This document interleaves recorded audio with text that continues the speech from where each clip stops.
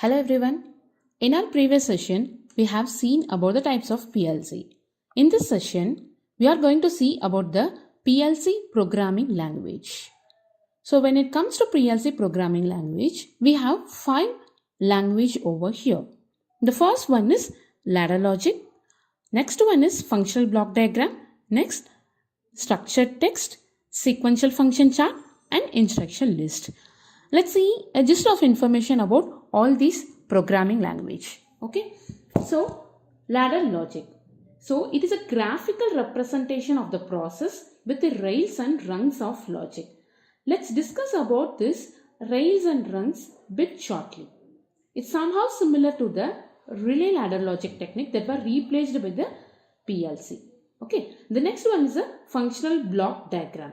It is a depiction of simple and complex building blocks like logic gates to closed loop algorithm and control. Fine. So, for example, if you want to perform the AND gate, so there will be the AND block over here. You can take and make use of it. Fine. Next one is structured text. This way of programming similar to the object-oriented language to provide high-level syntax using control statements. Up next is sequential function chart. It's similar to the function chart. We know, right? There will be yes or no function. If yes means do some action, no means do some other action. So it is similar to that. Okay, which is having one or more action and transition. Fine. Next one is instruction list. It is a text-based language for building small and complex system. So these are all the 5 programming language we are having in a PLC.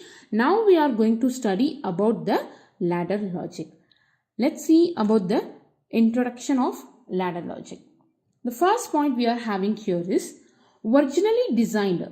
Ladder logic is originally designed to represent construction and design of relay racks. So we were into the hardware control, which is nothing but the relay control system. Fine. So there we were using this ladder logic to document or represent construction and design of relay racks, as they were used in the field of process controlling and manufacturing. Fine. So each of the device included in the rack was represented in a ladder diagram with the help of the symbols. So with the advancement in the technology, these relay racks were replaced by the PLC. So we were using ladder logic for the relay racks to represent the construction. Now we are using this ladder logic as the main programming language in the PLC. The next one is, it is a deployment of ladder diagram as the foundation stone of the new programming language can be declared as a practical. Next, why ladder logic got its name? Because programming this language resembles the ladder. We were using, we will be using ladder to climb the height, right? So it is similar to that. It is also having the vertical and horizontal lines. That's what ladder logic got its name. So we are going to study about it. So you will be getting the clarification on this point very shortly. The next one, it is a widely used programming language in the industry. Fine. So yes, why it is very popular programming means it is having a history on its side. Fine. So it is easy to troubleshoot and easy to learn and teach. That's what it is widely used programming language in the industry. Next we are going to see about the components of ladder logic. So here we are having the 4 components. So the first one you are seeing here is the power rails and rungs. So I have told you, right? Rails and rungs. So can you see the 2 vertical lines over here? So these 2 are the rails and the horizontal lines are called as rungs. So rails are also called as power rails because we are going to give plus and negative over here. That means it is going to give the power supply to the components. That's what it is called as power rails, and the horizontal lines are called as rungs. The next one is a normally open contact. It is nothing like a switch. Normally we are using switches to turn on the outputs, right? It is similar to that. And next one is a normally closed switch. These 2 are the 2 input contacts we are going to use in the ladder logic. Fine. So normally open contact, what it will do means, whenever we are going to turn on, it is also simply called as NO contact. So NO contact means it will be making the circuit. That means whenever it is turned on, that time it will be giving the output. If you are turning off, it will not give the output. Opposite to this normally open contact is normally closed contact. What it will do means, if you are not disturbing the switch, if you are not turning on the switch, it will not give the output. It will give the output. So if you are turning on, it will break the output. It will break the circuit. So simply it is making the contact, it is breaking the contact. The next we are having a output coil which is used to give the output. So all these components are very important when it comes to ladder logic, because these components are ruling the ladder logic. Fine. So let's see about the do's and don'ts. So do's and don'ts in the ladder logic. So all the contacts should be in the left side. So we have seen about NC and NO contacts, right? So that contact should be in the left side of the ladder logic, and all coils should be in the right side. We have seen that output coil, that should be in the right side of the ladder logic. Output should not be in the series.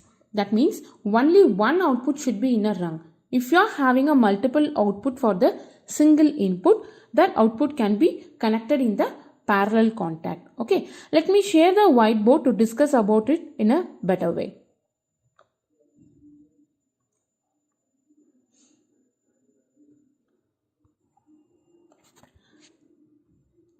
Just have a look into this. So here I have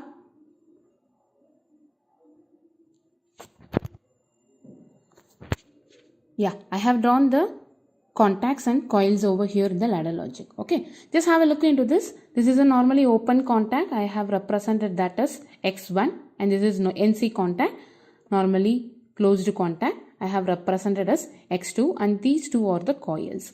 So parallelly I have drawn one circuit over here which is similar to the first rung. So this is the rung where I have placed all my components over here, and this is the second rung. I have placed the remaining, the next components, next set of components here. Okay, so the first rung is represented as a circuit over here. So I think we are very familiar with this type of circuits, right? We have done in the electrical and electronics lab. So this is a power supply we are giving to the switch. Since the switch is open, Y1 is off. Correct. The same thing is represented here. X1 is in an open condition, so Y1 is off. So whenever we are closing the X1, means the circuit is getting the closed loop, so Y1 is on. Okay, this is what the concept is, right? The same thing here. Whenever you are closing the X1, it will allow the power to get into the switch to reach the output. So output is on. Okay, so here it is a power rail, no? So it is represented as plus and minus over here. Fine. And the next over here is X2, which is a normally closed contact. So initially Y2 will be on. So it is depicted here as a circuit. So it is initially getting the closed loop. So Y2 is on initial stage itself. Okay, so here X2 is initially on, so Y2 is on. So when you want to break a circuit means you will be disturbing the switch. Disturbing the switch in terms like you will be turning on. That means you will be open the switch. That means the switch will be going over here, right? So Y2 will be off. The same thing, Y2 will be off here. So this is how the ladder logic works. Fine. So we have discussed about the do's and don'ts, right? So all the coils should be in the right side. That means all the output should always be in the right side. You cannot put this coil in this place. Fine. Same thing, all the contacts should be in the left side. You cannot put the contacts over here. This is wrong. Fine. The third point we have seen about output should not be in the series. For example, see here, you have another output here. Let it be some other output. Let it be like Y3. Right. So this one, this one should be represented in a ladder logic, same as here as parallel.